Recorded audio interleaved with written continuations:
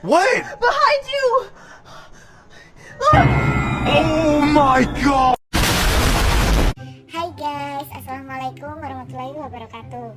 Bagaimana kabarnya kalian semua? Semoga baik ya, walaupun saat ini sedang melakukan tanggung jawabnya dalam kegiatan prakerin, terus kemudian juga punya tanggung jawab untuk mengerjakan tugas-tugas dari mapel lain, juga persiapan USK nantinya, ya kan? Baik, kalau begitu mungkin nanti Miss Tata akan menjelaskan sedikit saja tentang peluang usaha dan juga tentang pembuatan bisnis plan. Kalau durasinya cukup, kita coba bedah juga tentang proposal ya. Di video yang pertama kemarin Miss Tata sudah sedikit menjelaskan tentang bagaimana ketika kita membuat usaha, kita juga harus bisa melihat bagaimana peluangnya. Nah, sebenarnya kalau dibahasakan secara lebih rinci atau lebih panjang ya, lebih detail lagi, peluang usaha itu apa sih? Jadi peluang usaha itu adalah kesempatan yang bisa dimanfaatkan untuk menghasilkan segala keuntungan.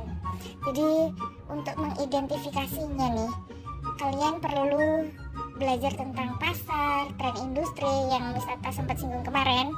Membaca tren berbeda dengan FOMO atau takut ketinggalan tren, ya kan?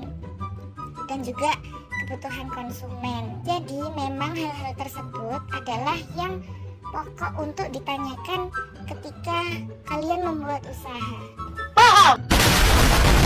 Nah, untuk kali ini membahas tentang bisnis plan. Apa bisnis plan? Rencana bisnis. Nah, yang pertama harus ada yaitu adalah tentang gambaran umum. Apa sih visinya? Apa sih misinya? Tahu nggak bedanya visi dan misi? Misi itu adalah pandangan ke depan. Kira-kira mau dibawa kemana nih usahanya? Mau diarahkan kemana nih nanti di masa depan?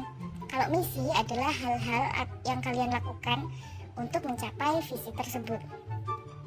Nah, selanjutnya ada deskripsi usaha, yaitu detail-detail tentang produk atau layanan yang kalian tawarkan. Gimana teknisnya, harga, dan lain-lain. Terus selanjutnya kita harus breakdown lagi nih tentang analisis pasar, yang mana isinya nanti research kalian atau penelitian kalian tentang target, tren, terus kemudian kompetitor gitu. Kalau itu sudah detail, kalian bisa lanjutkan untuk membuat strategi pemasaran, yang mana isinya nanti kalian breakdown tentang bagaimana cara mempromosikan dan menjual produk atau layanan kalian gitu.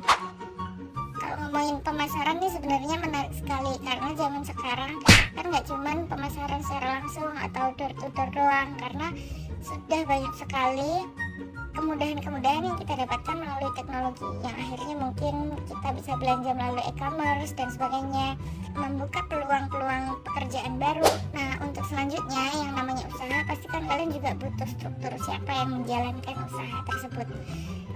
Yang harus kalian tulis adalah bagian organisasi dan manajemen, isinya tentu saja struktur tim manajemen dari usaha kalian. Selanjutnya adalah rencana operasional, di mana mencatat tentang proses harian dan operasional bisnis kalian gitu. Dan yang terakhir, proyeksi keuangan atau RAP, rencana anggaran biaya. Nah, kalau itu semua sudah kalian bikin, sebenarnya ada lagi metode yang lebih mudah, yaitu bikin bisnis model canvas. Jadi nanti dalam satu lembar kertas nih bisa kalian coba. Yang pertama isinya adalah target pasar atau customer segment. Itu kurang lebih seperti yang Miss Tata jelaskan tadi ya. Terus yang kedua tentang proposisi nilai konsumen atau value proposition kalau in English. Kemudian selanjutnya adalah channel. Yang keempat hubungan konsumen.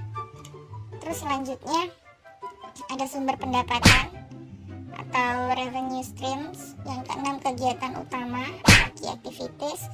Yang ketujuh sumber daya manusia atau mitra kerja, kalau in English namanya key resource.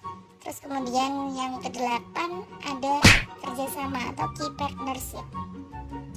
Yang terakhir ada struktur biaya atau cash struktur.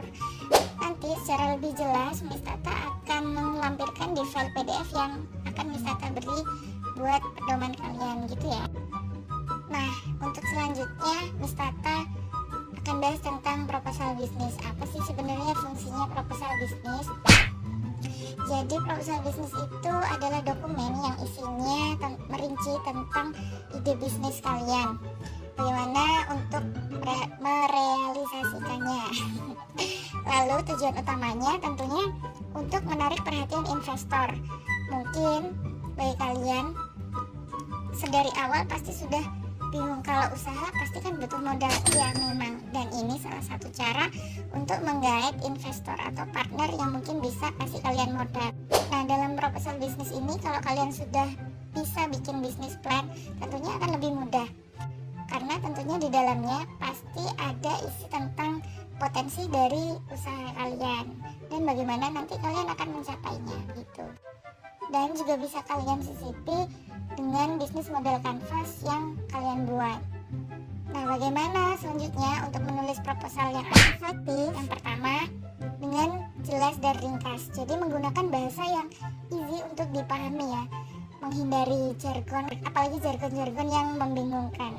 Terus kemudian fokus pada solusi, di mana hal ini akan menjelaskan bagaimana sih usaha kalian nanti atau bisnis kalian nanti bisa menyelesaikan permasalahan atau memenuhi kebutuhan pasar. Dan yang paling riskan dan penting nih, tentu saja dengan menunjukkan potensi keuntungan, yaitu dengan memberikan data proyeksi yang mendukung potensi keuntungan untuk investor dan juga buat kalian. Kalian juga harus memberikan bukti dukungan seperti apa, riset pasar, testimoni, atau studi kasus yang sudah kalian klaim. Nah, kurang lebih gitu aja ya untuk video kedua kali ini, karena yang kemarin sepertinya kepanjangan ya buat kalian. Yang penting nanti Miss Tata akan tambahkan rangkuman materinya di file PDF yang akan di-share ke kalian semua. Baik, Miss Tata doakan semoga sukses ke depannya, dimudahkan jalannya, dan bisa meraih apa yang dicita-citakan buat kalian. Yang penting tetap berusaha ya. See you. Wassalamualaikum warahmatullahi wabarakatuh.